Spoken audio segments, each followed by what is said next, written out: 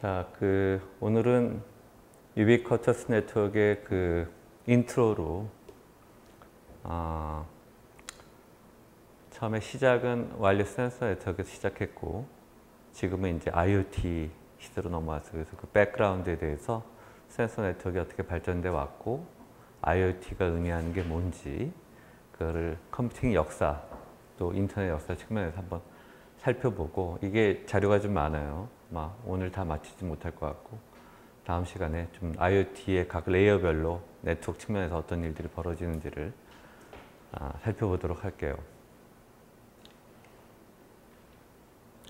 강의 자료는 이 사이트 it.korea.ac.kr에 들어가 있고 강의 자료는 제가 이제 만든 자료를 중심으로 할 거고 아마 홈페이지에 지금 현재는 아마 안 올라가 있을 텐데 리딩 리스트로 이 슬라이드랑 관련된 논문들 그 다음에 뒷부분에 가서는 우리가 좀 발표를 할 거예요. 논문 발표할 텐데 그때는 요즘에 IoT도 거의 딥러닝이랑 융합된 그런 주제들이 활발하게 연구되고 있어서 좀 더 딥러닝에 포커스해서 논문들을 발표를 본인들이 관심 있는 분야 연관된 그런 딥러닝 논문들을 발표하는 순서로 진행을 할 예정입니다.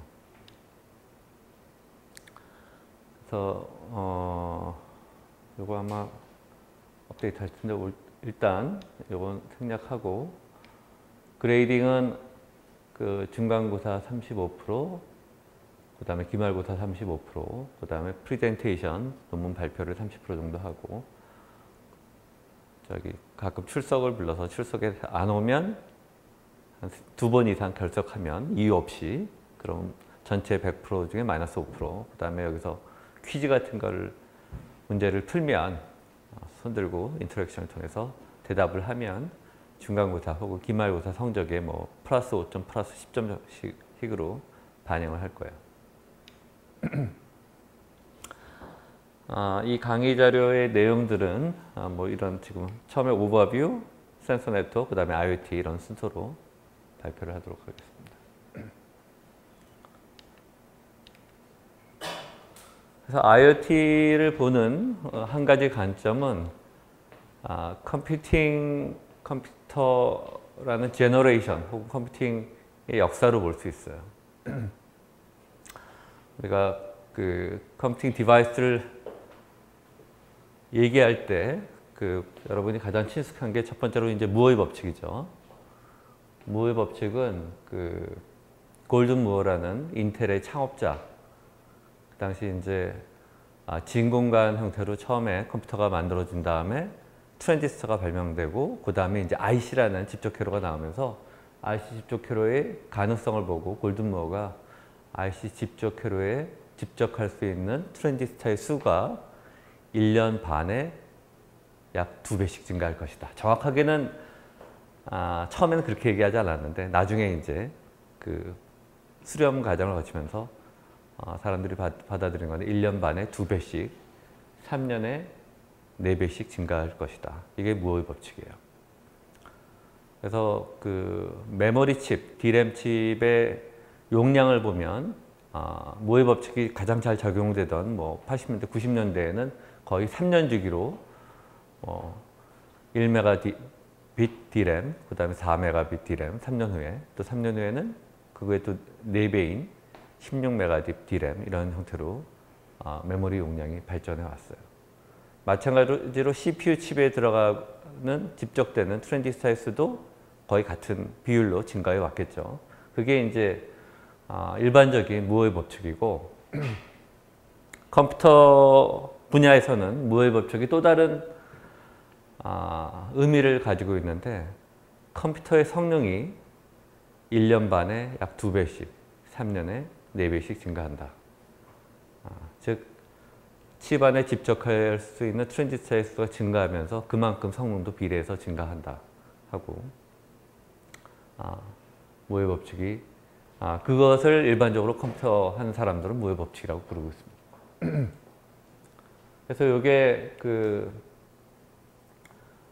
빨간 선은 아마 DRAM 칩의 용량이 증가한 걸 볼 수 있고 밑에 거는 이제 인텔 프로세서의 그 집적도를 보여주고 있는데 거의 무어의 법칙을 따라가고 있고 성능도 이 그림에서는 안 나와 있지만 거의 무어의 법칙을 따라가고 있어요.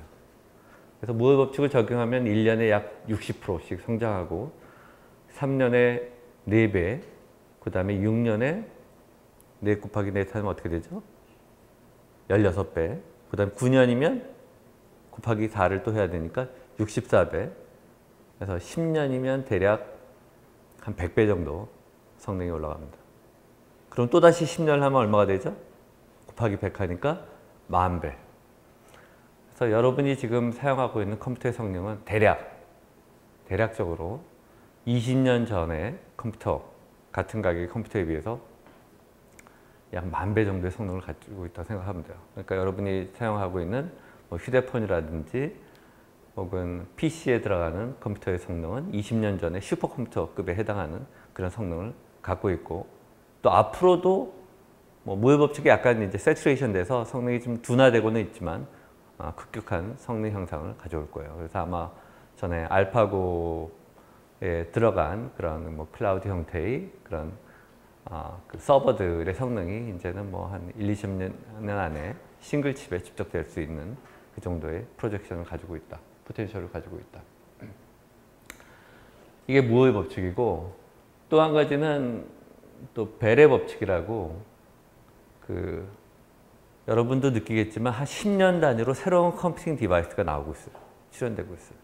10년 단위로 새로운 컴퓨팅 디바이스가 나오면서 그 전에 컴퓨팅 산업이 갖고 있던, 컴퓨팅 디바이스 갖고 있던 산업의 반 이상 혹은 많은 부분을 새로 더 작은 디바이스가 대체해 가고 있어요. 그래서 1960년대에 메인프레임이 나오고 1970년대 중형 컴퓨터라고 하는 미니 컴퓨터가 나오고, 그 다음에 1980년대는 이제 PC가 처음 나오면서 워크스테이션이라는 그 서버 시장이 만들어졌고, 90년대에는 PC도 성장했지만 모바일 폰이 새로 개발되고, 2000년대에는 PDA는 시장은 있었지만 여러 가지 엔지니어링적인 접근 방법의 실패, 윈도우 CE라든지 그 모바일용 OS의 그런 어떤 사용자의 만족도를 만족시켜주지 못하면서 다시 2000 몇 년지, 한 6년이었나? 애플의 그 스마트폰,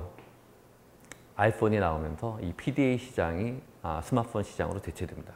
결국은 스마트폰이 새로 나오면서 기존의 PC 시장, 모바일 폰은 대체했고 PC가 갖고 있는 기능의 반 이상을 스마트폰에서 실행할 수 있어요. 여러분이 이번 웬만한 인터넷 검색이나 무슨 예약, 간단한 작업, 여러분이 어떤 일적인 작업을 하지 않는 이상 대부분의 그냥 일반 사용자가 사용하는 작업은 이제 스마트폰에 의해서 대체되고, 스마트폰 시장이 PC 시장보다 더 커지게 됐죠. 그래서 이러한 새로운 디바이스가 출현할 때마다 IT 인더스트리의 뭐라 그러죠? 랜드스케이프이 변하죠. 우리 PC 시대에서의 제일 강자는 뭐죠? 윈텔이라고 하죠. 윈도우 플러스 인텔. 즉 마이크로소프트와 인텔이 주도했다면 지금의 스마트폰 시장은 누가 주도하죠? 구글, 안드로이드, 애플, 아이폰, 그 다음에 이제 구글, 안드로이드 마켓의 가장 강자인 삼성, 이런 스마트폰 시장이 대체하면서 IT 지형이 바뀌어요. 그래서 거의 이제 2020년 다 됐는데 한 가지 프로젝션은 스마트폰 시장 다음의 시장은 무엇이냐. 그리고 스마트폰은 우리가 휴대할 만큼 가벼워졌는데 그 다음 시장은 무엇이냐 할 때 대부분의 사람이 IoT. IoT는 크게 보면 웨어러블 디바이스를 다 포함하고 있어요.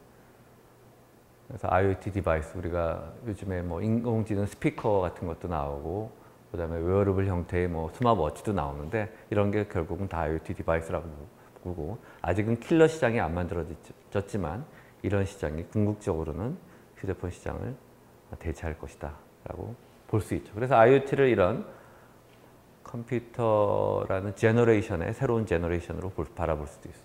그게 가능한 건 이 무어의 법칙, 컴퓨터 성능이 그만큼 파워풀해졌기 때문에 과거에 뭐 PC에서 하던 거가 이제 한 10년 후에는 조그만 그 웨어러블 디바이스에 더 강력한 컴퓨팅 디바이스가 들어갈 수 있어서 그런 것을 대체할 수 있다.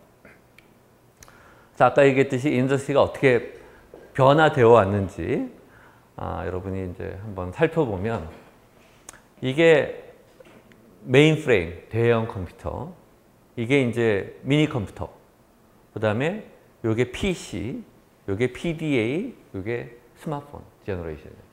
그래서 아까 봤듯이 벨의 법칙에 따라서 한 10년 단위로 새로운 디바이스들이 나오는데 여기서 보면 이 파란색으로 맨 앞에 나와 있는 회사들이 각각의 컴퓨팅 디바이스 혹은 컴퓨터 제너레이션을 리딩하는 리딩 회사들이에요.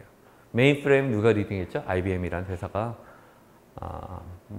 처음에 이제 이 IBM은 펀치카드 회사에서 출발했지만 1940년대, 50년대 처음 컴퓨터가 나오면서 50년대 중반에 최초의 오퍼레이팅 시스템이 나오고 60년대부터는 이게 상용화되기 시작하면서 대형 컴퓨터가 확장되기 시작했는데 그때 활발하게 활동하던 회사들이 IBM, 유니시스 이런 회사들, 일부 회사들은 이제 사라졌지만 리딩하는 회사가 IBM이었고 지금도 메인프레임 시장은 남아있어요. 그래서 파란색은 아직도 이 마켓의 리더로 활동하고 있다. IBM도 아직도 전 IT 그 산업에서는 굉장히 강자죠. 아마 아직도 탑10 안에 있을 거예요. 그 다음에 이 빨간색으로 마크된 회사들은 이게 이제 대형 플러스 슈퍼컴퓨터까지 포함하는 시장인데 후지츠나 히다치, NEC라는 회사들이 한 90년대까지도 활발했는데 어떻게 보면 일본의 IT 인더스트리가 이제 좀 정체되면서 이 시장에서의 그 마켓 쉐어가 점점 줄어들고 현재는 IBM이 거의 주도하고 있는 시장이라고 봐야 돼요. 하지만 이 시장이 전체적인 마켓 쉐어로 보면 과거에 비해서는 상당히 줄어들었죠. 왜? 밑에 벨의 법칙에서 새로운 컴퓨팅 제너레이션들이 개발되면서. 그 다음에 이제 70년대의 그 미니 컴퓨터 시장을 연 회사가 디지털 이퀴먼트 코퍼레이션이에요. 얘가 리더고 내가 그 대학 학부 시절에 컴퓨터를 처음 접한 것도 디지털 이퀴먼트 코퍼레이션의 컴퓨터였어요. 이 당시는 배치 형태로 프로그래밍을 짤 때 여러분은 상상도 못하지만 타이프라이터에 키보드에서 이렇게 치면 펀치카드 치는 게 있어요. 펀치카드를 쳐가지고 이 요만한 펀치카드에 구멍이 뚫린다. ABC 요 컬럼에 구멍이 뚫려가지고 이 펀치카드 한 장이 하나의 라인이 돼요. 하나의 라인 돼서 80장이면 80라인, 100장이면 100라인, 1000장이면 1000라인짜리 프로그램이 되는 거예요. 그런 형태로 프로그램을 했어. 처음에 2학년에 우리가 공대 계열로 들어와서 그 당시 컴퓨터공학과에 들어가서 프로그램 할 때 그렇게 했고 3학년 때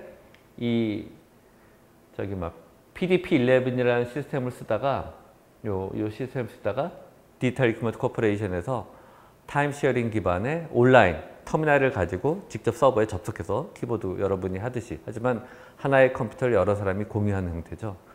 그런 시스템인 VAX라는 오퍼레이팅 시스템으로 바꾸면서 많은 불편이 사라졌어요.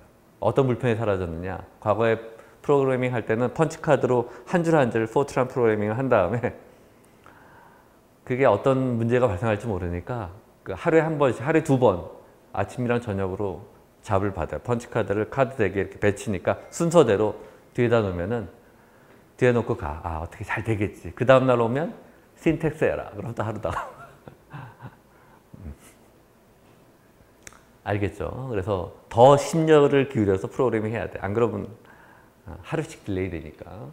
그러다가 이제 VAX라는 오퍼레이팅 시스템과 VAX라는 그 중형 컴퓨터가 새로 나오면서 그 당시에는 이런 배치 형태가 아니라 타임 쉐어링 기반의 그런 컴퓨터가 서울대학교에 들어왔어요. 이 당시 이제 그 미니 컴퓨터를 주도한 회사들이 디지털 이퀴먼트 코퍼레이션, 데이터 제너럴, HP 이런 회사들이 있는데 여기 보면 디지털 이퀴먼트 코퍼레이션이 빨간색으로 표현되어 있죠. 이건 뭐예요? 이 회사가 사라졌다는 거예요. 지금은 디지털 이퀴먼트 코퍼레이션이 HP에 흡수되어 있어요. 벌써 한 10년 됐을 것 같은데 10년 전에 이제 HP에 흡수되어 있고 원래 디지털 이퀴먼트 코퍼레이션이 제가 인텔에 있을 때 인텔 CPU의 가장 큰 경쟁 상다가 디지털 이퀴먼트 코퍼레이션에서 만든 마이크로 프로세서인 알파칩이었어요. 그 당시 삼성전자의 미국 지사장이 그 진대재 정보통신 장관이었고, 그분이 그 당시 디지털 이퀴먼트 코퍼레이션의 알파 칩을 삼성에서 그러니까 그 설계 기술을 다 가져와 도입해서 제조만 한 거예요. 공장에서. 그런데 메모리 칩 만들 때는 그 당시 1불 정도 가격이었는데 알파 칩을 제조 공정만 좀 바꾸고 칩을 제조하니까 3,000불. 그래서 이 CPU 시장이 이렇게 부가가치가 크구나. 그래서 이 시장을 들어가고 싶어 했어요. 그 당시. 인터넷 때 저도 몇 번 만났었지만. 그래서 요때 또 HP도 있었는데 HP는 뭐 프린터 사업이 있으니까 아직도 컴퓨팅 살아있고 또 인텔이랑 많이 콜라보레이션을 해서 서버 시장에도 HP 서버들이 아직도 있어요. 그 다음에 80년대 이후에 이제 서버 시장이 나오면서 이 서버 시장 혹은 워크스테이션 시장을 주도했던 회사가 썬마이크로 시스템이라는 회사가 있어요. 그래서 내가 90년대 대학원 학생일 때 여러분 나이 때 작업을 하면 집에서는 PC, IBM PC가 있었고 그때도 뭐 윈도우에 여러분이 비슷해요. 모자이크라는 웹 브라우저가 있었어요. 그게 이제 웹 브라우저의 그 시초예요. 그 일리노이에서 개발된 일리노이 모자이크가 있었고 그거를 그 마크 앤더슨이라는 사람이 넷스케이프라는 회사를 차려가지고 여러분은 넷스케이프는 경험 안 해봤죠. 넷스케이프이 전 세계에 퍼졌다가 마이크로소프트가 인터넷 익스플로러 웹브라우저도 시스템 소프트웨어의 일부다 하고 주장하면서 인터넷 익스플로러를 OS 안에 포함시켜버렸어요. 그러면서 그 넷스케이프 시장을 사라지게 만들었죠. 한참 잘 나가던 회사였는데 그런 역사가 있었고 그래서 그 당시 이제 집에서는 PC를 썼었고 학교에서는 워크스테이션, 그 썬의 스팍스테이션이라는 스팍스테이션 10 아마 여러분이 나한테 컴퓨터 구조 수업 들었던 학생은 레퍼런스 머신으로 스팍스테이션 10을 썼다고 그랬죠. 그 기준으로 성능의 상대적인 기준을 잡는 머신 썬의 워크스테이션들인데 그 당시 성능은 거의 비슷했어요. 집에 있는 게 486 PC, 그래서 그 학교에 있는 게 썬 워크스테이션인데 가격은 집에 있는 건 2,000불, 학교에 있는 거는 최소 한 2, 3만 불에서 10만 불. 성능 비슷한데 왜 그러면 학교에서는 워크스테이션을 썼냐. 그 당시 PC는 릴라이블하지가 않아서 한 2, 3일에 한 번씩 컴퓨터가 셧다운되고 그러니까 어떤 시뮬레이션 돌리면 중간에 꺼지죠. 그럼 다 날아가잖아. 복구하기도 어렵고 신뢰성이나 이런 것들이 떨어지기 때문에 워크스테이션을 썼다가 그게 다시 여러분은 이제 서브라고 하면 PC의 고성능 PC를 얘기하죠. 그래서 그런 식으로 대체가 된 거예요. 썬마이크로 시스템도 역사에서 사라졌죠. 그 시작, 그건 뭐냐? 이 미니 컴퓨터랑 이 워크스테이션 서버 시장이 없어지고 있다는 거예요. 뭐에 의해서 대체되는 거? PC에 의해서. PC에 의해서 대체되고 있는 거죠. 그래서 썬마이크로 시스템은 여기도 몇 년 전에 한 5년쯤 됐을 것 같은데 오라클이라는 데이터베이스 회사에 의해서 흡수돼서 아직도 뭐 서버들이 나오고 있는데 이제 오라클 이름으로 나오고 있고 시장이 굉장히 축소되어 있어요. 그 다음에 이제 90년대의 중흥을 이뤘던 마이크로소프트랑 인텔 이게 서로 이제 윈윈 전략으로 하면서 이 시장을 이끌고 아직도 액티브한 플레이어로 있고 여러분이 아직도 PC는 사용하죠. 스마트폰이 한계가 있으니까.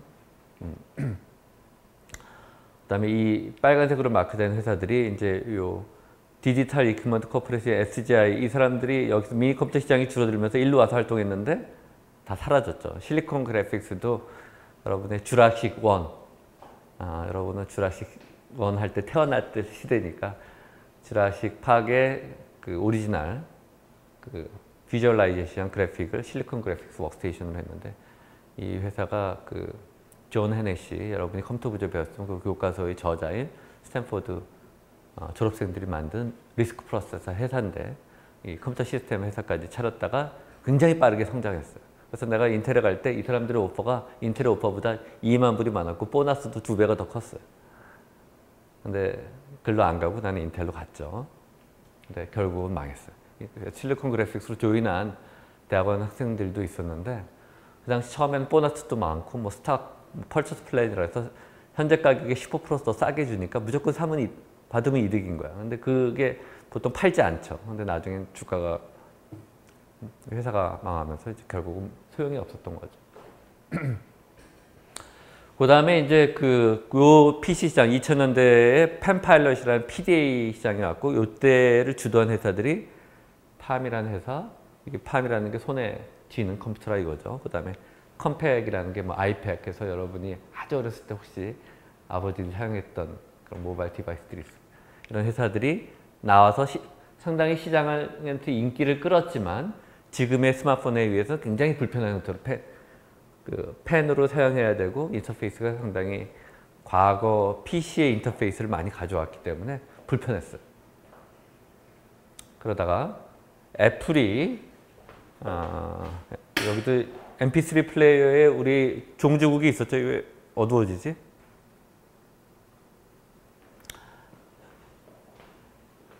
애플이 처음에 뭐라고 하지? MP3 플레이어.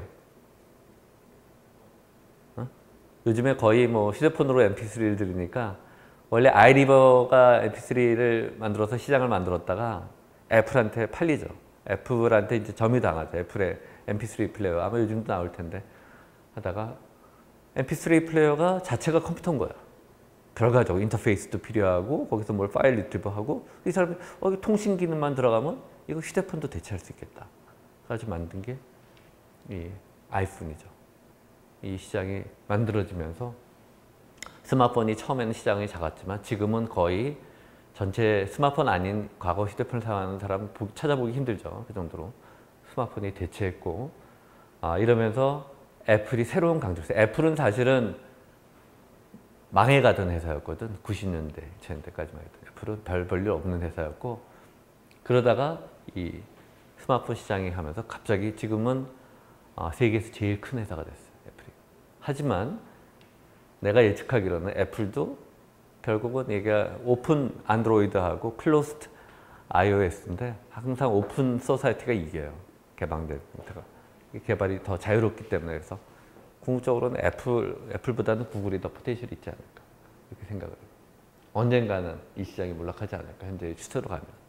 그다음에 삼성은 이제 안드로이드에서 바뀌는 하는 거고 이런 식으로 새로운 컴퓨팅 제너레이션이 바뀔 때마다 IT 인더스트리가 바뀌죠.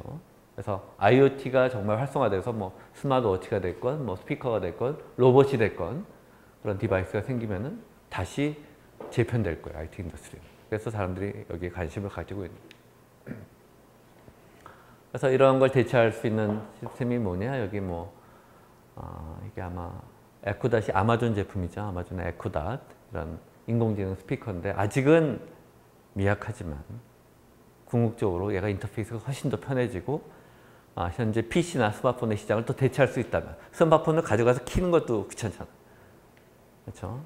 이 시장이 이제 성숙하면 아직은 성숙하지 않았지만 다시 새로운 컴퓨팅 패러다임의 시프트가 발생할 수 있다. 그래서 우리나라 이런 아마존 같은 기존의 IT 회사 말고 국내에서도 이런 스피커들을 만들고 있죠. 그냥 만들기 어렵지 않으니까. 이렇게 컴퓨팅 시스템의 발전으로 볼 수 있고 또 한 가지는 인터넷 네트워크, 컴퓨터 네트워크의 발전으로 또 IoT를 볼 수가 있어요. 그래서 인터넷의 진화를 우리가 이렇게 스테이지 4개로 나누고 IoT는 한 파이널 제너레이션, 스테이지 5에 해당한다. 스테이지 1을 보면 이게 이제 인터넷의 개발 초기예요. 1990년까지, 그러니까 1980년대까지는 이 알파넷이라고 하는 네트워크, 아카데미아하고 그다음에 이제 이게 사실은 거의 모든 IT 개발은 미국의 국방성에 의해서 주도되어 있어요.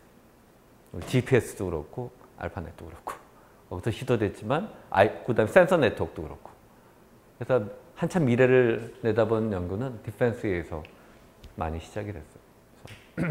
이 알파넷에 의해서 패킷 스위칭이 TCP/IP 이런 프로토콜이 개발되었고 한 90년까지는 이제 되게 80년대까지는 아카데미아에서 주로 사용되는 리서치 페이스였다가 이게 이제 아까 얘기했던 넷스케이프라는 모자익이라는 브라우저에 의해서 이 인터넷의 효용이 확장이 되는 거죠. 일반 사람들한테. 그 전까지는 인터넷을 어떻게 해요? 여러분이 브라우저가 없다면 인터넷에 브라우저로 어떤 정보든지 다 액세스할 수 있죠.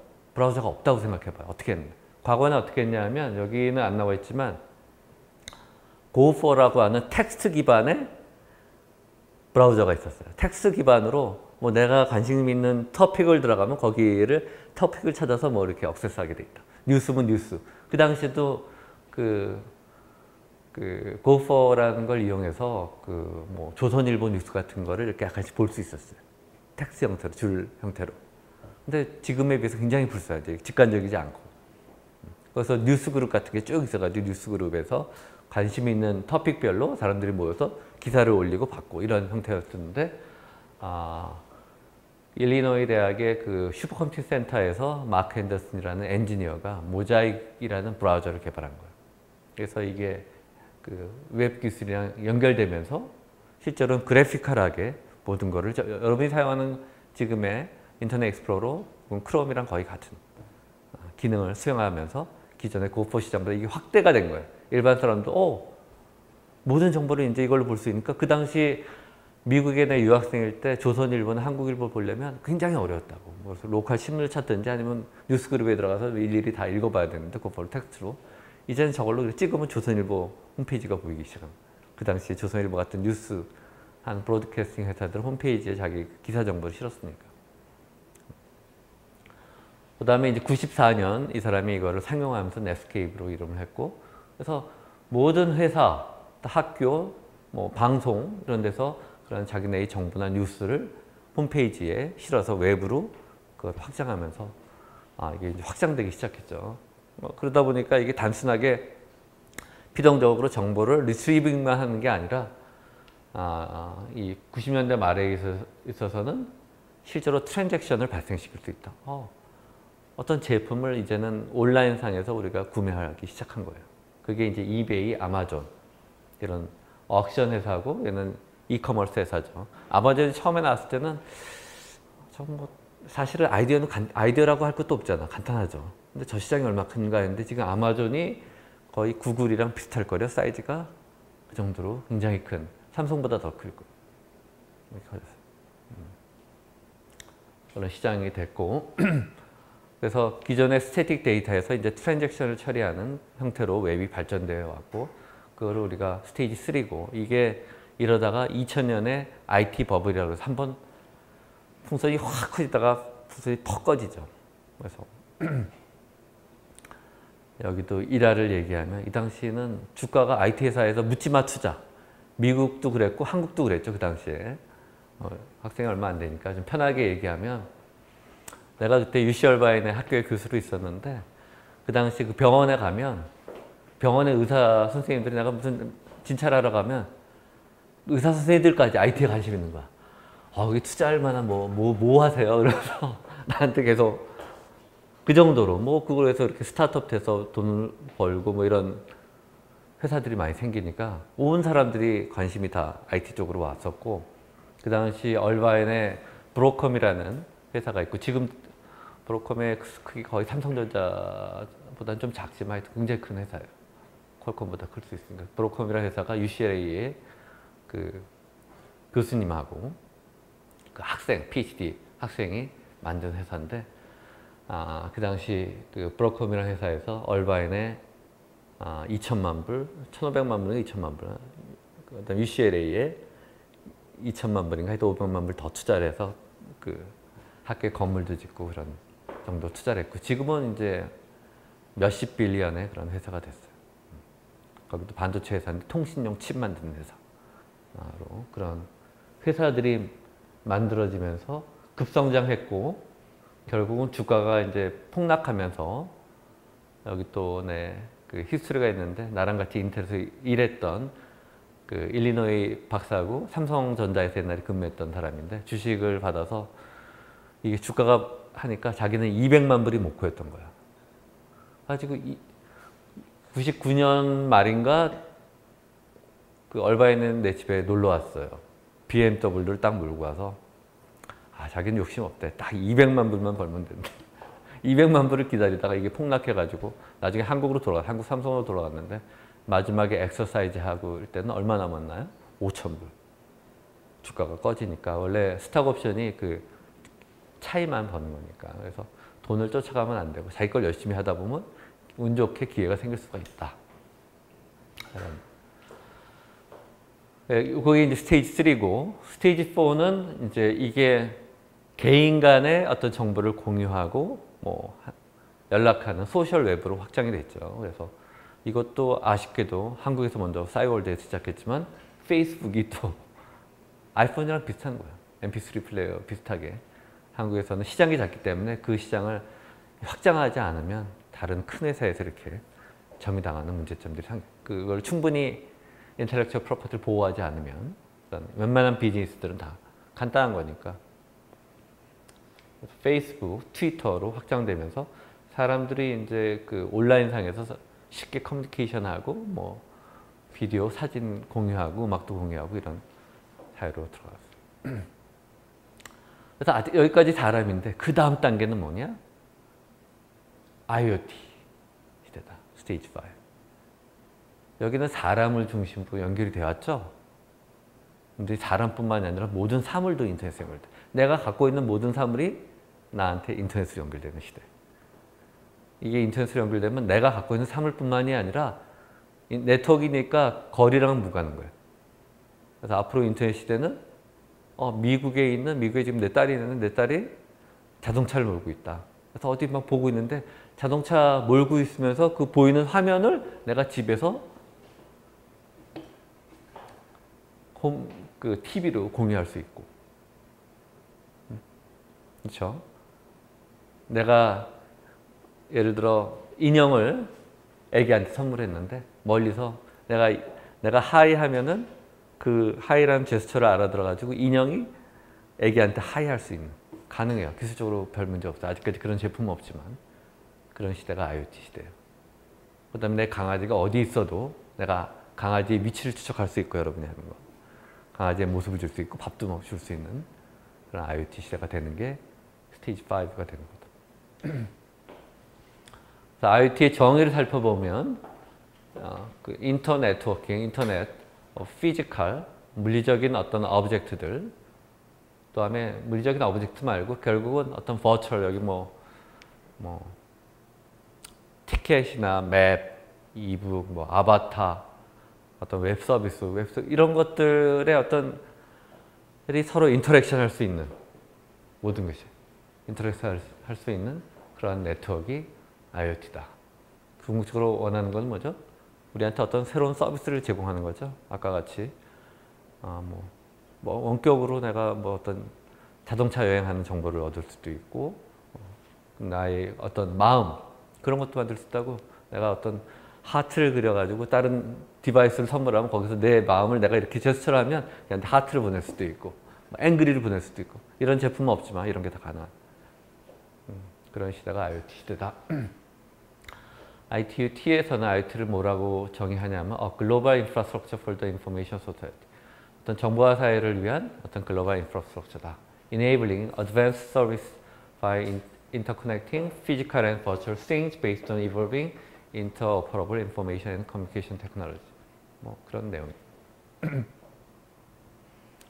그래서 여기에 연결될 수 있는 그 thing이라고 불릴 수 있는 오브젝트들은 이런 physical 오브젝트, 우리가 사람이라든지 건물, 자동차, 뭐 시계, 옷, 개, 트래픽 라이트, 브릿지 이런 것들이 다 통신의 대상이 되는 거죠. 거기 있는 정보를 읽어올 수 있는 거예요.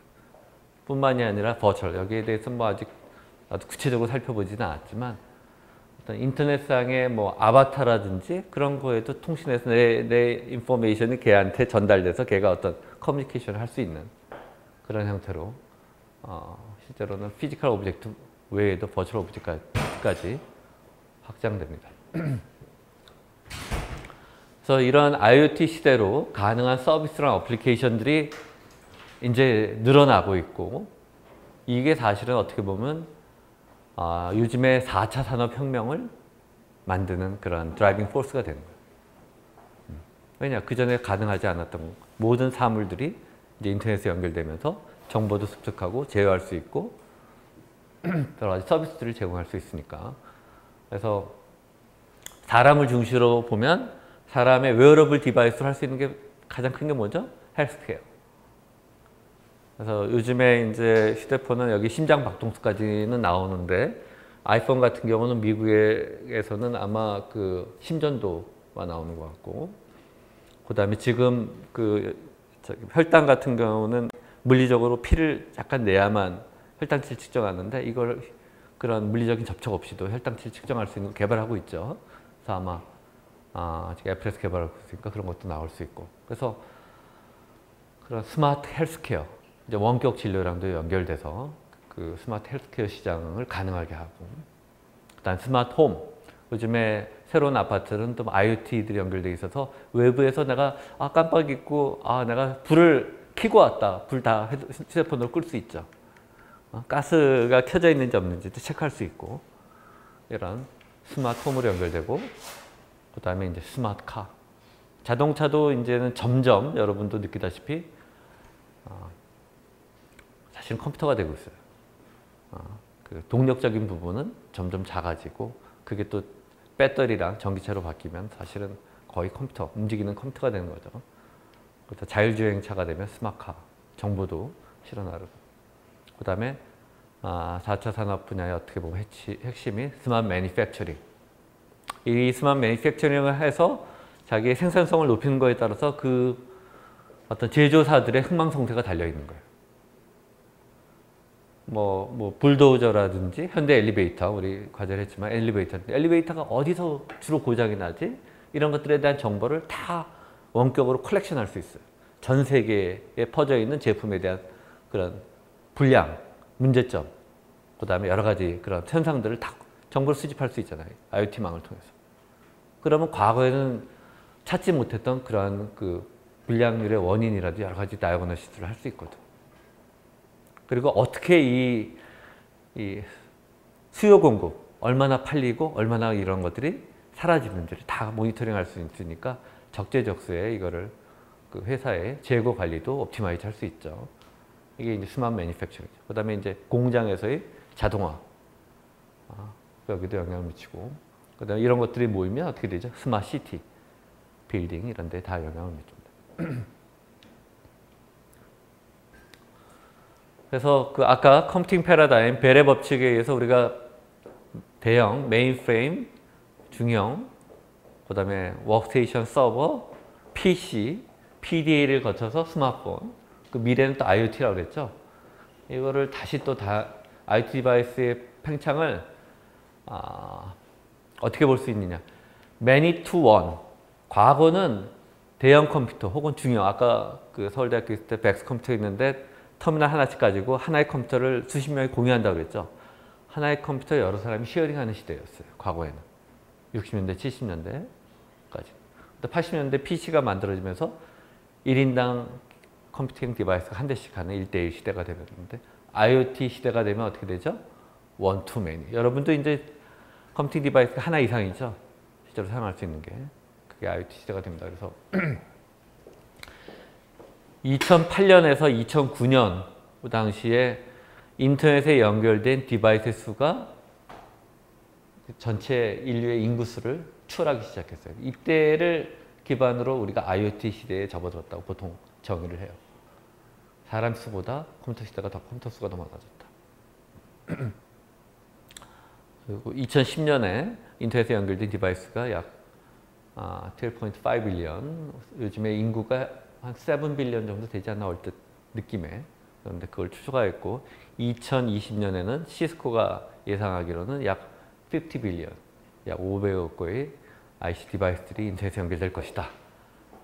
여기에는 이제 PC나 스마트폰이 아닌 다른 디바이스들이 굉장히 많아지는 거죠.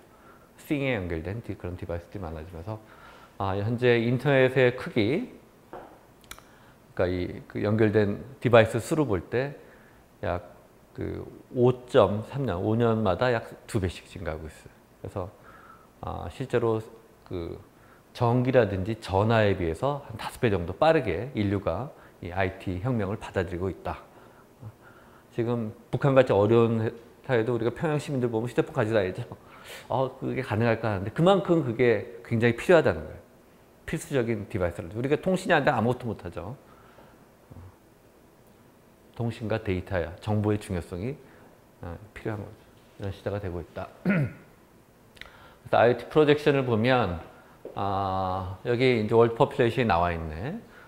2003년에 인구가 한 63억이고 인터넷에 연결된 디바이스가 약 5억대 정도였었는데 2010년에는 이게 뒤바뀌었죠. 그리고 여기 2008년과 9년 사이에 IoT 시대가 시작된 거고 2020년쯤 되면 인구가 약 76억, 하지만 연결된 디바이스는 약 500억 대 정도로 예측하고 있어요. 이게 이제 뭐 바로 내년의 일이니까 거의 이 추세대로 가고 있다고 생각합니다. 그래서 IoT 시대가 어떻게 되는지 여기 수업에서는 뭐 휴대폰을 만든다든지 다른 이제 그런 걸 하면은 내 수업에서는 스택 탑에 올라가요. 스택 탑에 올라가면 이제 다음에 내가 질문하면 스택 탑에 있는 사람이 대답을 해야 돼. 스택은 알죠? 네, 대답을 해야 돼. 오케이. 그래서 IoT에 연결된 사물의 개수인데 여기 지금 가트너니 IDC, 뭐 몰간 스탠리, 시스코 예측한 수가 2020년에 예측한 수가 다른데 여기 200억이나 300억대는 대개 PC, 노트북, 스마트폰을 제외하고 수익만 보고죠. 수익만. 그러면 약 260억 개라는 거고 그걸 다 포함하면 대개 500억 개 이상 예상을 하고 있는 거예요. 또 아까 얘기했듯이 이 IoT 시대가 되면서 새로운 시장들 뭐 스마트 헬스케어, 스마트 카, 뭐 그다음에 뭐 스마트 매니팩처링, 스마트 시티 이런 것들이 나오는데 그 중에 가장 지금 많이 예측하고 있는 분야가 매니팩처링이랑 헬스 시장 마켓이 제일 클 거다. 그 다음에도 뭐 은행, 보험, 뭐 광고, 스마트 그리드 이런 것들 여기 보면 예측은 다 다르지만 헬스 시장이나 제조 시장이 가장 크죠. 그래서 스마트 시티 프로젝트를 우리나라에서도 세종시랑 대구시에서 하고 있고 중국도 지금 중국은 이게 격차가 여러분도 이번에 일본이랑 한국 사이에 대치가 일어나면서 뭐 친일 반일 논쟁도 있지만은 일본의 산업을 보면 삼성전자 지난해 기준으로 삼성전자의 수익 1년에 벌어들이는 수익이 일본의 50대 대기업을 다 합친 것보다 크다고 그러죠. 물론 반도체 특수가 있었지만 일본의 시장을 보면서 불매운동 하자고 하는데 개인적으로 내가 이렇게 딱 보면서 야 일본이 이렇게 망가졌구나. 회사가 별 시원찮은 회사가 없어요. 무슨 옷 유니클로 만드는 회사 무슨 뭐 이거 다 없어도 되잖아. 필수 불가 뭐 좀 테크놀로지나 어떤 고부가치한 회사가 아직도 그래도 소니 정도밖에 소니 로봇이랑 뭐 플레이스테이션 있지 나머지는 이미 시장 경쟁력을 좀 많이 상실했는데 그 정도로 산업의 변화는 급격하게 나라의 흥망성쇠를 좌우하는 거죠. 일본의 시대는 이제는 끝났다는 생각이에요. 근데 우리나라가 안주할 게 아니라 여기 있지 않은 우리 대학원생을 데리고 마카오에 이지카이라는 AI 컨퍼런스 갔는데 이지카이랑 트리플 AI가 AI 쪽에서는 가장 큰 컨퍼런스였어요. 80년대 내가 옛날에 대학원생일 때부터 가장 큰 컨퍼런스인데 거기 발표 학생 수, 발표 논문 수가 한 거의 800편가량 되는데 발표 학생 수의 70%가 중국인이에요.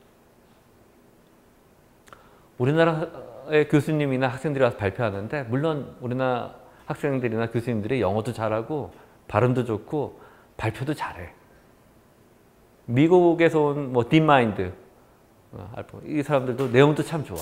하지만 발표도 잘 서툴고 하지만 중국의 각 대학, 이제는 중국의 뭐 칭화대나 베이징대나 이런 큰 대학이 아니라 중국의 중소대학에서 와서 발표를 해. 이게 보니까 야, 이 컴퓨터 쪽에 큰 학회들, ICC도 그런 영향이 있고 통신도 그쪽 그렇고 큰 학회들이 중국의 무슨 중국 내 우리나라 정보과학회처럼 국내 학회에서 발표하듯이 발표를 하고 워낙 대량이고 이게 퍼지는 속도가 빠르니까 한국이 참 TV만 봐도 내가 90년대에는 인텔에 근무하면서 그 옆에 커다란 전자가게가 있어요. 이름이 뭐더라 하여튼 굉장히 큰 가게인데 거기 보면 소니 TV 같은 게 굉장히 프로젝션 TV 사이즈가 크죠. 이런 게 전시대에 있었고 한국 그 당시 TV는 조그맣게 작은 아주 값싼 것만 표했는데 그래서 내가 얼바인 가면서 소니의 플랫 TV 새로 나온 거 요즘 LCD TV를 산 적이 있어. 비싼 돈을 주고 그래서 나 어차피 한국 갈 거야. 한국 갈 때 가져가야지 하고 샀는데 웬걸 테크놀로지가 바뀌니까 테크놀로지 변화에 의해서 삼성이 완전히 중국 일본 시장 소니니 파나소닉이 사라져 버렸죠. 근데 걱정되는 거는 지금이 4차 산업혁명, 2차 산업, 제조업에서 한국, 일본, 독일, 미국이에요. 제조업 강국이. 지금까지 잘 살아왔는데 4차 산업 들어가면서 4차 산업의 키는 딥러닝이랑 IoT거든. 근데 거기서 중국이, 일본은 이미 끝났고 한국, 일본 다 제끼지 않을까. 미국이 그 위기를 갖고 있지 않나. 그런 생각이 들 정도로 중국의 도약이 엄청나게 빠릅니다. 그리고 여기 스마트시티 얘기하려다가 얘기가 나왔지만 전에다가 한번 우리 학생들한테 카톡으로 보여준 적이 있는데 그 중국의 스마트시티 총 시장 규모가 5천조래요. 5천조. 5천조 상상이 됩니까? 5천조. 스마트시티. 그리고 우리가 지금 뭐 여러 가지 논쟁, 요즘에 뭐 좌파, 우파 뭐 나누는 게 결국은 옛날에 그 유학파들이 싸우는 거랑 비슷해. 뭐가 뭐 별로 중요하지도 않은 거 가지고 뭐 졸업장을 뭐 어떻게 했느니 뭘 승적을 했느니 뭐 중요할 수도 있지만 감정적으로는 나라 전체의 발전을 위해서 크지 않은 이슈로 이렇게 다툼하는 사이에 중국은 이게 공산주의니까 더 집중적인 투자를 할 수 있잖아요. 그래서 상해 ICC, 통신학회 가장 큰 게 ICC인데 ICC에 오래 갔었는데 상해를 딱 가보고 느낀 게 상해 왔다 서울 오니까 내가 외국인인데 서울이 더 불편해. 상해가 그 정도로 지하철 타기도 편하고 깨끗하고 잘 돼 있어요. 도시 이런 윤곽은 한국은 너무 후진국이야, 서울은. 상해에 비하면. 그 정도로 중국의 대도시들이 약진해 있어요. 네, 우리 4차 산업혁명에 있어서 위기예요, 우리나라가. 이런 게 있습니다. 그래서 이런 인터넷에 연결되는 오브젝트들이 어떻게 인터커넥트 되냐. 이게 IoT죠. IoT를 보면 궁극적으로 요게 이제 엣지 디바이스들이에요. 요게 이제 AP로 그림됐죠. 엣지 디바이스고 내부에는 클라우드, 여기 서버랑 스토리지가 들어가 있고, 그다음에 이런 물건들은 가장 엣지에 연결이 되는 거죠. 그래서 여기 사람이 뭐 이렇게 스마트워치, 지금 내가 있는 그 핏핏이라는 그 스마트워치를 연결했는데, 연결될 때 뭐죠? 그냥 착용하는 거죠. 시계인데 이제 시계가 아니라 어떤 컴퓨팅 디바이스가 되는 거고, 착용하면서 웨어러블 디바이스면 이게 이제 IoT의 일부가 되는 거고, 얘가 이제 블루투스에 의해서 휴대폰이랑 연결돼서 휴대폰의 정보를 받아올 수도 있고요. 이 정보를 휴대폰에 저장할 수도 있죠. 그 다음에 집에 있는 블루투스 스피커가 블루투스라서 요 근거리망이죠. 블루투스니 직비니 하는 거는 근거리에서만 연결되는 망이에요. 애도 네트워크죠. 근거리에서. 그래서 거리가 멀어지면 연결은 끊어지면 그 거리 안에서 항상 연결을 갖는 거고, 그 다음에 뭐 이런 휴대폰을 또 우리가 차에다가 올라갈 때 뭐라 그러지? 그걸로 이렇게 시장 요금도 낼 수 있죠. 그런 커뮤니케이션 뭐죠? NFC. NFC는 걔는 스폰테니어스, 간헐적, 인터미턴트 커뮤니케이션. 그때만 연결되는 거예요. RFID 형식이니까 결국 리더로부터 전파를 받아서 있던 정보를 줘가지고 체크만 하는 거지. 우리가 자동차에서 톨게이트 가는 것도 RFID. 걔는 간헐적인 커뮤니케이션. 그런 형태로 그런 엣지에 있는 디바이스들이 인터넷에 간헐적으로 연결되든지 근거리에서 연결되는 거예요. 이게 이제 엣지 네트워크이죠. 그래서 그런 네트워크 형태의 와이파이도 있고, 뭐 블루투스도 있고, NFC도 있고, 직비라는 것은 우리가 블루투스 같은 경우는 연결될 수 있는 디바이스가 한 7개 정도 맥시멈. 그래서 조금 더 고속. 원래 블루투스의 목적은 컴퓨터에 연결된 뭐 키보드, 마우스 이런 선들을 없애려고 블루투스를 만들었는데 지금은 이제 근거리 네트워크용으로 더 많이 사용되고 있어요. 직비는 얘도 이제 근거리 네트워크인데 얘는 스케일러빌리티가 훨씬 크고 우리가 뒤에서 공부할 센서 네트워크에 가장 가까운 인더스트리 퓨전이에요. 그래서 최대 65,536개의 디바이스가 근거리로 자체적으로 네트워크를 만들 수 있는 그런 네트워크이고, G웨이브는 홈 네트워크예요. 이거를 홈에 사용하려고 했더니 불편한 거야. 그래서 홈에 최적화된 새로운 퓨전이 G웨이브란 거고, 이런 걸 통해서 뭐 가정 혹은 개인 혹은 뭐 이런 사물들, 여기 뭐 강아지, 자동차 이런 것들이 다 연결되는 거죠. 연결되는 거예요. 인터넷에 연결되고. 그래서 이런 엣지에 있는 여기 AP로 그렸지만 엣지에 있는 데서 이제 요즘에 통신 쪽에서 활발한 게 엣지 컴퓨팅이에요. 여기서 어떻게 할 것이냐. 아직은 이론적인 연구가 많은데 이제 이게 숙성화되면 여기서 클라우드에 모든 걸 의존하게 되면 클라우드의 부하가 너무 커지죠. 그래서 엣지에서 많은 걸 처리해야 돼요. 그래야 불필요한 데이터가 여기 쌓이고 이런 걸 방지할 수 있잖아요. 엣지 컴퓨팅, 다른 말로 클라우드, 포그 컴퓨팅이라고 하죠. 클라우드가 더 약해지면 안개가 되는 거죠. 그래서 포그 컴퓨팅이 되는 거예요. 그래서 궁극적으로는 여기서 수집한 정보들이 이 클라우드에 있는 서버랑 스토리지에 저장되고 여기에 여러 가지 분석, 딥러닝이니 뭐 통계적인 툴이니 이걸 통해서 좀 더 고부가가치의 정보를 혹은 인포메이션 추출하고 난리질 결정을 하는 거죠. 그럼 이게 다시 영향을 미쳐서 이 사이클이 행해지는 거고, 아까 얘기했듯이 이제 IoT 시대에는 저기 미국에 있는 가족이 여행하면서 보는 화면을 카메라가 캡처한 정보를 만약에 밴드위스만 충분히 하고 그게 경제적이다면 그 정보를 내 방에 있는 TV에서 누가 그랜드 캐년을 갔는데 그랜드 캐년에 보는 정보, 휴대폰으로 촬영한 정보를 바로 볼 수 있잖아요. TV.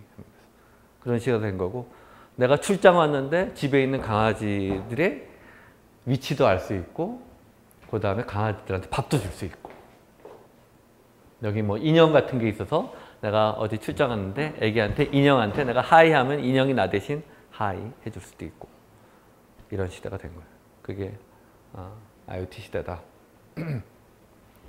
그리고 이제 여기 센서 네트워크도 표현되는데, 센서 네트워크의 시작은 이 인바이러먼트 모니터링이에요. 원래는 얘도 미국 국방성에서 개발된 거기 때문에 전쟁터에 가면, 전쟁터에는 뭐 무슨 통신 인프라스트럭처, 무슨 베이스 스테이션이나 AP가 있나요? 없죠. 싸우고 하는데 무슨 지금 휴전선 쪽에 가면 아무도 없을 거 아니에요. 그렇죠? 다 파괴됐든지 통신. 그때 임시로 네트워킹을 만든 거예요. 탱크니 뭐 솔저들이 연결돼야 될 거예요. 그때 이제 만약에 생화학 공격이면 사람은 냄새도 못 맡는데 생화학 무기에서 죽을 수 있죠. 센서들은 감지할 수 있으니까 그걸 미리 알려주는 그런 목적으로 개발된 거죠. 그게 이제 환경 모니터링으로 사용하면서, 여기 뒤에 우리 이그젬플 나오지만 2000년대에는 저 골든 게이트 브리지라고 샌프란시스코에 있는 다리에도 설치돼서 우리 전에 성수대교 붕괴 있었죠. 그런 거를 이제 예방할 수 있는 거죠. 다리의 흔들림, 떨림, 노화 정도를 모니터링 하겠다는 거고, 이런 시스템과 연결되는 거고, 이게 이제 공장이죠. 공장에도 요즘에 공장, 빌딩, 이게 다 요즘에 스마트 빌딩, 스마트 매니팩처링 하면서 자동화되고, 이제 전력 제어, 그 다음에 거기 제어 이런 것, 정보들, 그런 수집들이 이제 IoT 망을 통해서 수집되고 제어될 수 있습니다. 전체가 이제 하나의 인터넷으로 묶이는 거죠. 그래서 여기 관련된 터미널러지들을 보면은, 우리가 이번 수업에 이제 학계에서 많이 연구했던 거는 이 와이어리스 센서 네트워크예요. 와이어리스 센서 네트워크, 다른 말로 USN, 유비쿼터스 센서 네트워크. 그래서 이 수업의 제목을 제가 유비쿼터스 하면 모든 네트워크가 다 적용되니까 이렇게 붙인 게 와이어리스 센서 네트워크이고, 결국은 그 피지컬 센싱을 하는데 어떤 뭐 아까 얘기했던 화학 무기 같은 거를 감지할 수 있는데, 센싱만 하면 소용이 없어요. 그 정보가 나한테까지 전달돼야 돼. 전쟁터, 아무것도 없는 상황에서. 그런 센싱할 수 있는 디바이스 센싱한 다음에 그 정보를 통신할 수 있어야 돼. 통신한다는 기본적으로 컴퓨테이션 캐퍼빌리티가 있어야 됩니다. 그래서 기본적으로 이런 센서 디바이스는 컴퓨테이션, 커뮤니케이션, 무선 통신, 그 다음에 센싱, 그 다음에 배터리 이런 거를 동작해야 되고, 그 정보를 자기네들끼리 연결해서 싱크를 거쳐서 나한테 정보를 전달해 주는 거죠. 그래서 여기서 강조된 거는 가장 큰 게 전력 소모 제일 많은 파트가 아까 컴퓨테이션, 뭐 센싱, 커뮤니케이션인데 RF, 무선 통신이 가장 전력 소모가 커요, 거기서. 그래서 얘는 한번 뿌려지고 다시 뭐 가서 뿌린 거를 우리가 배터리를 다 교체할 수 없잖아. 그래서 뿌려지고 만약에 통신이 안 되면 재뿌려야 돼. 리디플로이 해야 되는 상황이기 때문에 에너지 소비를 최소화하는 거에 포커스 되어 있고, 그 다음에 자체적으로 뭐 다른 게 없으니까 자체적으로 통신을 내서 연결해서 싱크까지 전달해 줘야 되죠. 그래서 멀티헙 와이어리스 애덕 네트워킹, 이게 가장 큰 이슈였어요. 저게 가능하냐? 처음에 굉장히 불가능할 것 같은데 많은 연구가 되어 있어서 우리가 살펴보겠지만 많이 가능해졌습니다. 그래서 어떤 환경에 뿌려지느냐?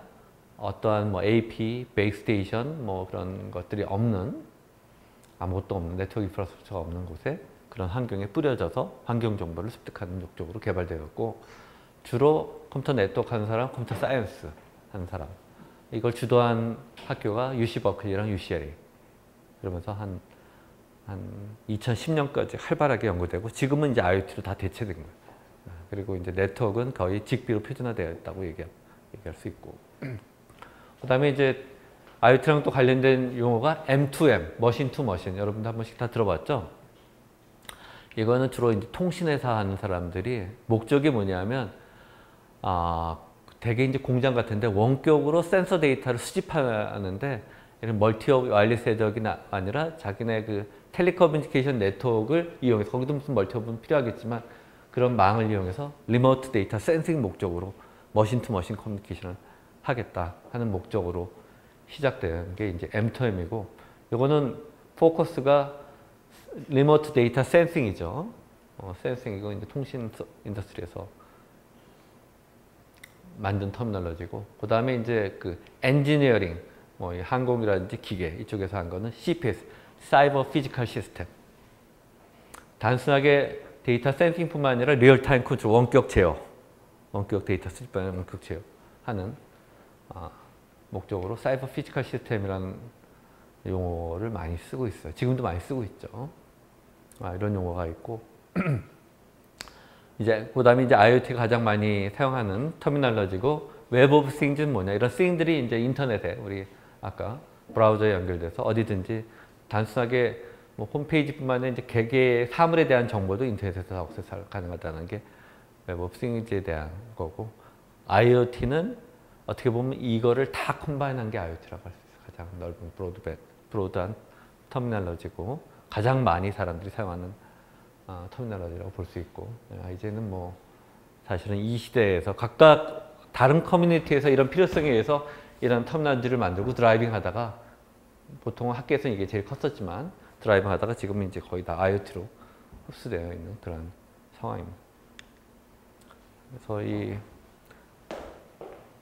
IoT의 이제 역사를 간략하게 살펴보면, 시작은 뭐죠? 리모트리 모니터드 배틀필드 센서 시스템, 미국 달파, 미 국방성에 의해서, 국방 연구에 의해서 주도되었고, 이게 이제 원격으로 그 전장의 그런 여러 상황을 모니터링하고 싶었던 거예요. 아까 그 화학 무기 공격이라든지. 이게 이제 1967년에 시작됐고, 이게 그 세컨 버전이니까 요거는 그거보다 한 뒤에 만들어진 디바이스인데 이렇게 생겼었어요. 그 다음에 이제 MIT에서도 이걸 이용해서 에어크래프트 디텍션 이런 걸 사용하다가, 요 사람이 이제 UCLA 교수님인데, UCLA에서 요거에 대한 연구를 이제 소형화시키면서, 이거 통신하다 보니까 얘가 결국 컴퓨팅도 있어야 되고, 이게 사실 컴퓨터 아니냐. 그래서 LWIM이라는 모듈도 있는데, 여기는 그림은 안 나와 있지만 그 모듈을 개발했고, 요거가 이제 그 97년에 UC 버클리에서 스마트 더스트라는 프로젝트로 이게 학계에 크게 이제 퍼지기 시작했어요. 이 스마트 더스트라는 사람은 원래 MIT PhD인데, 저 사람이 원래 저거 하던 통신하던 사람이 아니라 패러럴 아키텍처 하던 사람. 나도 원래 백그라운드가 패러럴 아키텍처고 90년대. 나랑 같이 연구하던 사람인데, 그 사람이 버클리 가더니 저거 연구를 하더라고. 그래서 IoT 시대가 올 걸 얘가 뭐 그쪽에 미리 그쪽에 대한 네트워크를 연구하기 시작했고, 94년도에 이제 블루투스가 처음 개발이 됐어요. 에릭슨에 의해서 주도돼서. 블루투스의 시작은 아까 얘기했듯이 PC나 이런 데 케이블 없애려고 하는데, 이게 이제 근거리 통신망으로 확장된 거죠. 그래서 IoT라는 용어는 그 MIT의 오토 아이디 센터라는 곳에 케이빈 에스턴이라는 사람이 처음으로 이제 이 용어를 만들어냈고, MIT 오토 아이디 센터는 RFID, 그다음에 그 전자 상품 코드 EPC를 만든 그 이쪽에 굉장히 큰 이 RFID 분야에서 굉장히 유명한 센터예요.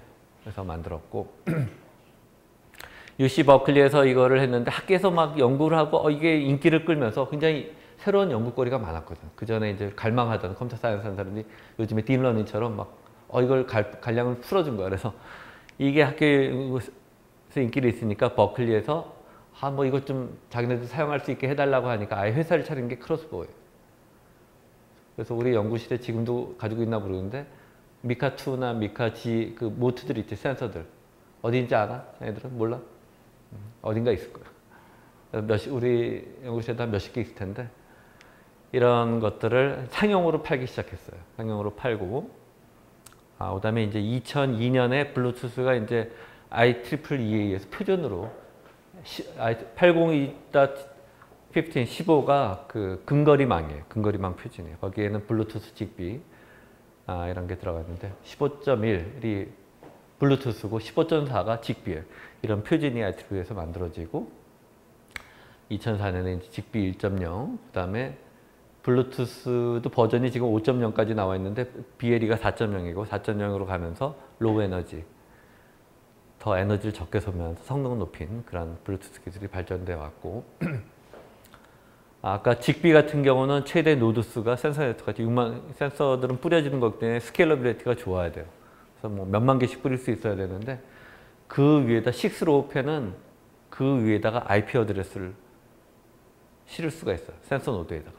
원래 기존의 센서 노드는 자체들끼리 어드레싱도 하고 요 안에서만 커뮤니케이션 했는데 이제는 IoT망이 전체에 연결되면서 그냥 각각 IPv6 어드레스를 가질 수 있는 거예요. 그래서 그런 기술은 6로우펜이 이제 디파인이 됐고 ITF에서 요거는 라우팅 프로토콜이고 요거는 웹 프로토콜이에요. IoT망에 들어가는 웹 프로토콜이고 이렇게 발전돼 왔습니다. 그래서 이런 미시간 같은 데서도 이제 센서들을 우리 그 전기전자공학부에서 센서 만드는 교수님들이 있는데 이렇게 직접 회로 형태로 작게 만들 수 있는데 페니, 1페니짜리 동전에보다 훨씬 작죠. 이렇게 맞고 가격도 점점 줄어들고 있어요. 이렇게 컸던 것들이 99년 그 버클리의 모트 같은 경우 요 위크라는 버전 같은 경우 페니보다는 크고 쿼터보다 약간 크겠죠. 그런 게 이제 페니보다도 작아진 거죠. 그래서 소형화되고 가격도 작아지고 여러분이 지금 사용하고 있는 모션 센서들도 저렇게 작고 값싸다. 이렇게 되는 거죠. 그래서 실제로 이 사이트에 들어가면 이 가격을 알 수 있어요. 이거는 한 1년 전에 내가 조사한 가격이고 점점 가격이 다운될 거예요. 그래서 여기 펄스 센서, 여기 심장 박동수 나오는데 그건 좀 비싸고 이것도 가격이 많이 다운됐겠죠. 이런 것들은 굉장히 쌉니다. 이 가속도 센서 이렇게 작아요. 그래서 여기 작지만 이 안에는 여기 실제로 IC 칩이 들어가 있어서 뭐 플래시, 퍼머넌트 스토리지도 있고 램도 있고 여기 핀은 8개밖에 없고 20MHz의 어떤 프로세서, 8bit짜리 프로세서가 들어가 있는 거고 이렇게 들어가 있습니다. 블루투스 스마트에 대한 얘기고 오케이, 이게 이제 오버뷰고 요게 인트로덕션이 3부로 되어 있어요. 그래서 3부, 마지막 3부가 제일 복잡해.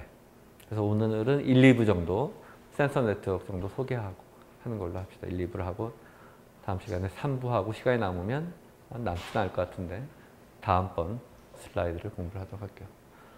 센서 네트워크에 대해서 공부를 해봅시다. 센서 네트워크.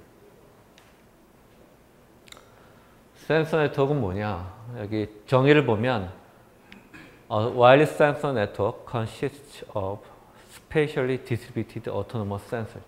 여기 이제 각각의 의미가 정확하게 있는 공간적으로 분산되어 있는 어떤 자율적인 센서들이다.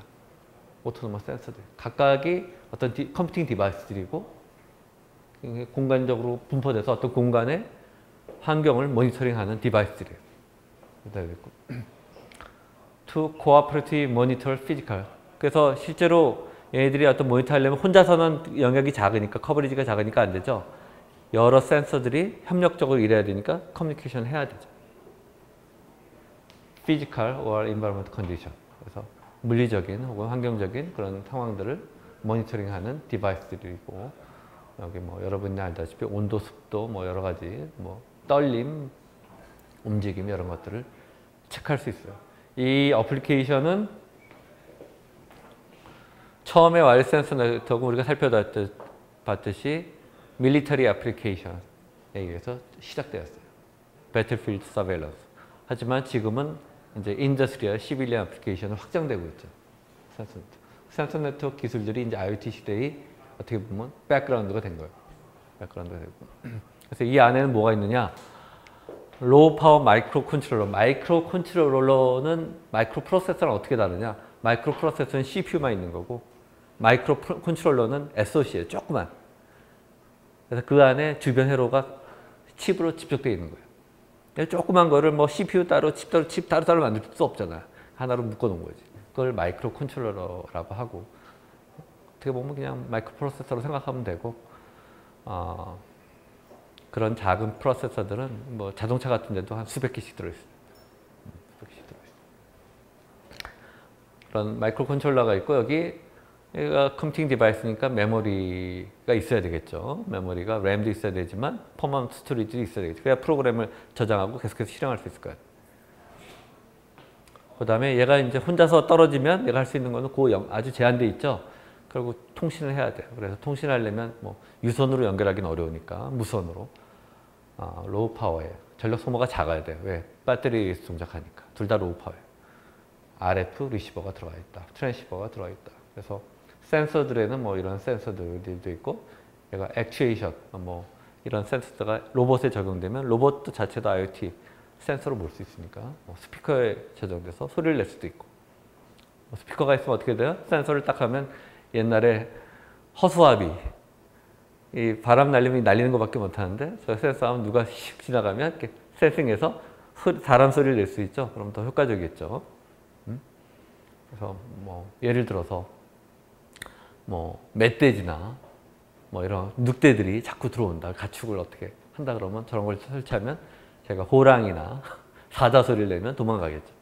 그런 걸 쓸 수 있죠. 그런 디바이스. 액추에이터라고 하죠. 그런 거를. 그래서 센서 네트워크는 그런 우리가 그런 그 인프라스트럭처망, 뭐 텔레커뮤니케이션, 셀룰라망이라든지 무슨 AP 등이 없는 통신할 수 없는 그런 환경에 뿌려지는 자체적으로 연결돼서 통신을 제공하는 애덕망이에요. 자체끼리 통신하든지 그 중에 하나만 리모트를 알려주면 돼. 그걸 싱크라고 하고 그래서 어떤 필드에 그런 인프라스트럭처 네트워크가 없는 필드에 스캐터 된다, 뿌려진다. 뭐 손으로 뿌릴 수도 있고 비행기가 이렇게 살포할 수도 있고.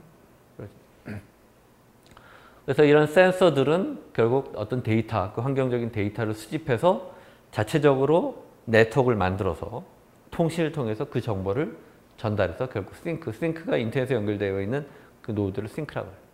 얘가 없으면 원격으로 통신이 안 되니까 싱크에 전달해주는 역할을 하고 정보를 수집하기 때문에 센서를 뭐라고 불러요? 소스라고 불러요. 정보의 수집하는 수집원이다. 그리고 얘가 어디로 들어가요? 다 싱크로 모이죠? 싱크로 모인 다음에 싱크를 통해서 원격에 있는 사용자한테 전달이 되는 거죠. 센서들은 데이터 센싱뿐만이 아니라 데이터를 보낼 수 있어야 되고 자기 데이터뿐 아니라 다른 사람이 수집한, 다른 소스가 수집한 데이터도 실어 날릴 수 있어요. 딜리버 중간 역할을 해줘야 되죠. 그래서 relay data on behalf of each other for multi-communication. 이게 이제 가장 어려운 거고 이걸 로우 파워로 자체적으로 어떻게 할 수 있느냐. 센서를 뿌려놓고 자체적으로 통신해서 오는데 그게 쉽지 않다고. 통신하려면 일단 RF 켜두면 보통의 배터리가 가지고 한 달을 못 견뎌. 배터리 키면 어떻게 돼요? 한 달도 안 돼서 한 20일 되면 다 꺼져서 20일 동안 하려고 그걸 할 수 없잖아. 최소한 보통 한 5년, 3년에서 5년. 요즘에 BLE 같은 경우는 뭐 보통 10년 정도 얘기하는 거예요. 그 정도의 배터리 성능이 돼야 돼. 그럼 어떻게 돼? 가장 전력 소모하는 RF를 껐다 켜야 돼. 통신할 때만 켰다가 아닐 땐 껐다가. 근데 통신하려면 둘 간에 통신하는데 껐다 켰다를 자기 각자 하면 통신할 수 있어요? 못해. 딱 일어났는데 내가 보냈는데 쟤는 자고 있어. 통신 못하죠? 그러면 각각의 센서 노드들은 다 클락적으로 시계를 다 맞춰놔야 돼. 타임을. 그래서 일어날 때 동시에 일어나지 않으면 내가 통신하려고 할 때 옆에 디바이스가 깨어있지 않으면 통신 불가능하죠. 그러려면 클락도 자체적으로 여기 안에 클락 오실레이터들이 다 있어요. 그러면 얘들이 처음에 일어나서 하는 거는 클락 동기화를 다 해놔야 돼. 그래야만 통신할 수 있거든. 그리고 네트워크 토폴로지도 만들어놔야 돼. 이 통신을 무작위로 여기서 브로드캐스팅 하면 어떻게 돼? 남이 보낸 거 다 브로드캐스팅 하다 보면 배터리 소모가 금방 돼. 여러 가지 이슈가 있죠. 그런 것들을 이제 살펴볼 거예요, 우리가. 그래서 얘들이 이제 어떤 환경에 쓰여졌느냐. 아주 작게는 휴먼 바디 안에서. 이것도 15.6에 아까 802-15가 뭐라 그랬죠? 근거리망 표준. 112 로컬 지역망. 그 와이파이, 랜, 로컬 에어리어 네트워크, 얘가 퍼스널 에어리어 네트워크. 15.6이 바디 에어리어 네트워크. 그게 가장 작은 네트워크이죠. 이제 미래에는 어떻게 되느냐? 센서들을 여러분이 이렇게 뭐 캡슐같이 이렇게 알약처럼 삼킬 수도 있어. 걔가 안에 들어가서 모니터링 할 수도 있고 어떤 정보를 수집할 수 있어요. 그럼 걔가 변을 통해서 빠져나갈 때까지 통신을 통해서 뭐 휴대폰이나 이런 데 전달을 해야 돼. 거기에 들어간 네트워크가 바디 에어리어 네트워크. 바디 에어리어 네트워크. 뒤에서 간략하게 살펴볼 거예요. 그래서 embed numerous sensing nodes to monitor, interact with physical world. 이게 이제 버클리 대학에서 그 샌프란시스코에 있는 금문교 골든 게이트 브리지에 설치한 센서 노드도 그리고 여기 보면 그 사우스 노스 이 브리지 사이에 여기 56개의 센서 노드 요 하나 위 요 폴대 하나에 약 8개의 노드를 설치해서 이 스트럭처를 모니터링했고 요거를 주도한 학생이 한국 학생이었어. 박사과정 학생. 전에 뭐 한국으로 돌아오고 싶어 했는데 뭐 하여튼 지금 어디서 일하는지 모르겠네요. 어디로 왔는지. 이런 연구를 합니다. 그래서 이게 이제 2000년부터 2010년까지 많이 연구가 됐어요. 이런 걸 가지고 어디 적용할 건지.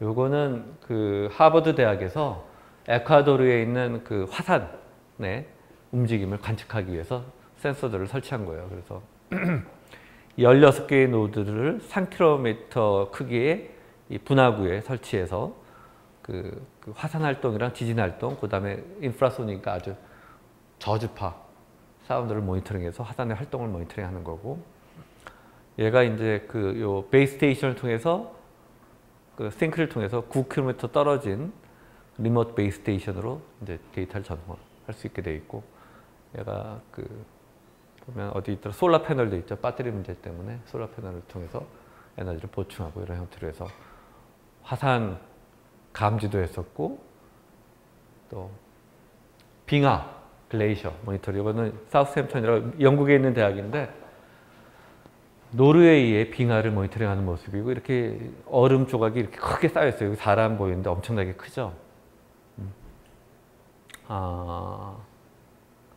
내가 알래스카에서 빙하를 크게 본 적이 있는데 굉장히 커요. 빙하가 이제 녹는 거 이런 움직임을 하는데, 요 밑에 이 세디멘트 요 밑에 이런 캡슐 형태로 센서를 삽입해 놓는 거예요. 그래서 이 센서들이 4시간마다 한 번씩 일어나서 템퍼레처, 프레셔 이런 것들을 수집해 가지고 원격으로 이 위에 있는 베이스 스테이션에 보내면 얘가 이제 리모트로 날려서 이 스테이션에서 결국 영국에 있는 센서 네트워크 서버에 이 정보를 수집해서 보내는 이런 작업들을 이제 컴퓨터 사이언스 하는 사람들, 그 다음에 이제 환경공학, 무슨 뭐 건축, 토목 하는 사람들이 서로 협력해서 이런 것들을 적용한 이그젠플이 되겠습니다. 그 다음에 이제 미국의 산불 감지하는 콜로라도, 그 아이다호에 있는 그 내셔널 포레스트의 산불을 감지하기 위해서 콜로라도 대학에서 연구를 한 거고, 여기서 보면 아까 그 크로스보우라는 버클리 미카를 얘기하는 미카2 플랫폼을 사용해서 센서들을 이렇게 설치해서 여기 센서들이 있죠. 여기 카메라도 있고 산불 정보를 수집해서 멀티링크로, 멀티업으로 나눠서 여기 있는 그 스테이션에 보내면 얘가 이제 원격으로 디렉셔널 안테나에 있어서 산과 산으로 보내서 그 원격에 있는 베이스 스테이션까지 정보를 실어 나릅니다. 산불 감지. 됐습니다. 이거는 2014년 IPSN에 내가 참가했을 때 IPSN 센서 네트워크 쪽에 유명한 학회인데, 미국 전역의 항공기에 지금 나와 있는 모습이에요. 웨더 예측하는데 항공기 안에 센서가 다 달려 있으니까 항공기를 센서 네트워크로 이용하죠. 그러면 그 각 지역의 그 어떤 풍량이나 뭐 하여튼 온도 이런 것들을 더 정확하게 모니터링 할 수 있겠죠. 그래서 그거의 이그젬플. 이 정도로 비행기가 많이 떠가고 이거를 네트워크로 이용할 수 있다. 그래서 아까 그 버클리의 스마트더스트 프로젝트에서 이름이 생각나는 데이빗 걸러라고 CULLER 이 사람이 원래 MIT에서 아키텍처 하던 사람인데 여기 가서는 이 연구를 했어요. 그래서 요 이제 그 미카 모트라고 불렀는데 이 센서 노드들이 어떻게 발전돼 왔는지 여기 보면 뭐 프로그램 메모리 요게 이제 뭐 플래시겠지. 플래시가 이렇게 증가돼 왔고 요게 이제 램이고 램 사이즈고 프로세서는 뭘 쓰고 뭐 이런 배터리는 여기 리튬 뭐 알카라인 쓴 거는 좀 크고 리튬은 좀 작고 그래서 어떻게 발전돼 왔는지 알 수 있고 2001년에 미카닷 그래서 이제 굉장히 작아진 거예요. 한 페니 정도 크기만 하죠. 그래서 점이다. 점처럼 뿌려지는 거다. 그래서 스마트 더스트니까 목표기 스마트 굉장히 인텔리전트한데 먼지같이 뿌려지는 더스트 그런 컴퓨팅을 생각한 거죠. 그래서 미카라는 제품이 나오면서 이게 이제 크로스버우에서 상용화돼서 제품으로 학교에 이제 퍼지게 됩니다. 그래서 미카2가 크로스버우의 시리즈에서 되는데 900MHz의 트랜시버를 쓰고 여기 들어간 제품들은 RF는 다 TR1000이라는 RF를 다 썼어요. RF를 썼고 속도는 최대 38kbps니까 굉장히 로우 스피드, 로우 파워니까 그 다음에 이런 센서들이 있고 AA 배터리 가지고 한 1년 이상의 그 라이프를 제공한다. 8빗 마이크로 컨트롤러가 들어있고 512kW의 플래시가 들어있고 2003년에 나온 다음에 아까 직비가 개발됐다고 그랬죠. 그래서 미카-G가 나온 거예요. 센서 네트워크를 그전에 자체망이 아니라 직비 컴플라이언트한 네트워크를 쓴 거죠. 그래서 2.4GHz의 직비 네트워크를 쓴 거고 얘는 이제 밴드위스가 250kbps까지 되는 거고 미카2랑 나머지는 네트워크만 바뀌고 나머지는 같은 거고 이게 인기를 끌면서 인텔에서도 모트를 만들어서 자체적으로 iMo트라고 불렀어요. iMo트는 얘도 직비를 쓰는데 프로세서를 그전까지는 8비트 아주 작은 걸 썼는데 자기네 X스케일이라고 ARM, 인텔에서 만든 ARM 프로세서예요. 그래서 쟤네들보다 훨씬 고성능이죠. 그런 ARM 프로세서를 쓰고 속도도 빠르고 메모리도 훨씬 확장한 거고 썬도 이 시장에 들어서 썬 스팟이라고 해서 모든 걸 자바로 하겠다. 32비트 ARM 프로세서를 쓰고 여기다가 아까 6로우펜이라는 걸 올려서 IPv6가 가능한 그런 노드들을 선보이고 그래서 모든 회사가 자체적으로 이런 다른 모트를 만드니까 2010년쯤 지나면서 크로스버우라는 회사가 망했어. 그냥 알아서 다 만들어라 이제 각자. 그리고 센서 네트워크 연구도 많이 이제 세츄레이션 됐고 연구가 많이 되어 있고 센서 네트워크의 이슈들 어떤 이슈들이 있느냐? 아까 얘기했듯이 뿌려지고 자체적으로 커뮤니케이션 싱크까지 멀티업으로 도달해야 되니까 자동화돼서 자기네들끼리 알아서 셋업하고 관리할 수 있는 메인테넌스 해야 돼. 센서들은 랜덤하게 디플로이 되고 뭐 사람이 들어가서 뭐 하는 게 아니라 자체적으로 자기가 어디 딱 한다는 자율적인 로봇 같은 거지. 그래서 옆에 노드랑 통신해서 센서 네트워크로 연결되고 클락 동기도 맞춰야 되고 네트워크 토폴로지도 만들고 통신해서 자체적으로 싱크를 통해서 보고해야 돼. 우리 이제 이런 토폴로지를 만들었다. 이런 네트워크를 만들었다. 인프라스트럭처리스. AP나 라우터, 비컨 이런 거 비컨이 아니라 그 뭐 베이스 스테이션 아무것도 없죠. 그래서 각각의 노드가 라우터 역할도 다 수행을 해야 되죠. 같이 전달해야 되고. 그 다음에 가장 중요한 게 로우 파워, 에너지 소모를 최소화하기 위해서 아까 RF가 커뮤니케이션이 가장 중요해서 커뮤니케이션 껐다 켜야 된다고 그랬죠. 듀티 사이클링. 이걸 듀티 사이클인데 그것뿐만이 아니라 마이크로 컨트롤러도 로우 파워해야 되고 OS도 그걸 고려해야 되고 뭐 애플리케이션 뭐 여러 가지가 로우 파워를 고려한 디자인으로 설계되어야 된다. 아까 얘기했듯이 글로벌 타임 싱크는 타임 싱크가 안 되면 통신도 못 하죠. 타임 싱크 해야만 얘가 중복된 메시지인데 어떤 이벤트가 발생하면 호랑이를 디텍션했다. 센서 네트워크가. 그 이벤트를 여러 센서가 동시에 디텍션 할 수가 있는데 그 정보를 중복된 걸 제거해 줘야 되죠. 안 그러면 데이터가 너무 많으니까. 중복 제거를 하려도 타임 정보가 필요해서 글로벌 타임 싱크로나이제이션이 필요하고 우리도 클락 싱크로나이제이션에 대해서 이제 스터디를 할 거예요. 그 다음에 중간중간에 뭐 망가질 수도 있고 배터리가 소모될 수도 있고 동물이 가져갈 수도 있고 그래서 토폴로지가 변하는 다이나믹 토폴로지의 그런 파워 다운 이런 거를 고려해서 릴라이블하게 설정돼야 되고 또 한 가지 이제 어려운 점이 산불 감지를 한다. 근데 웨이크업 듀리 사이클링을 해. 웨이크업 앤 슬립. 근데 뭐 1시간에 한 번씩 깬다. 근데 산불이 일어난 다음에 1시간 동안 아무것도 안 하고 산불이 퍼지면 어떻게 되겠어요? 대부분의 센서에서 지진이 일어났다. 4시간 만에 한 번씩 깬다. 4시간 만에 지진하면 그 안에 벌써 지진은 전달되겠죠? 리얼타임 커뮤니케이션 어떻게 할 것인가? 로우 파워랑 리얼타임을 동시에 해야 돼. 불가능한 것 같죠? 근데 사람의 머리는 한계가 없다. 이걸 어떻게 어드레스 하냐를 우리가 다 공부를 해볼 겁니다. 가능해요. 로우 파워를 하면서 실시간 통신을 어떻게 할 것이냐 이런 거를 목표는 네트워크의 라이프타임을 길어야 이 서비스 기간을 오래 할 수 있으니까 로우 에너지, 로우 파워. 그다음에 커버리지는 두 가지가 있어요. 하나는 센싱 커버리지. 얘가 감지할 수 있는, 센싱할 수 있는 범위. 근데 센싱 커버리지랑 커뮤니케이션 커버리지는 다르겠죠? 통신할 수 있는 RF 이 신호를 보낼 수 있는 영역이 있는데 얘가 아무리 센싱해도 통신이 안 되면 정보계는 완전히 아이솔레이트 되니까 아무 소용이 없는 거예요. 둘을 다 만족해야 돼요. 그래야만 네트워크에 연결돼서 센싱을 할 수 있고 그 다음에 얘가 이제 네트워크 통신, 무선 통신을 우리가 주로 실제로 배우는 거 여러분이 와이파이랑 거의 같아요. 와이어리스 랜을 로우 파워 용으로 만들고 그 다음에 그게 로우 파워면서도 실시간 통신이 가능하도록 만들어야 돼. 그게 센서 네트워크예요. 그래서 여러분이 이걸 공부하면 이제 와이파이가 어떻게 공격하는지 대충 알 수 있어요.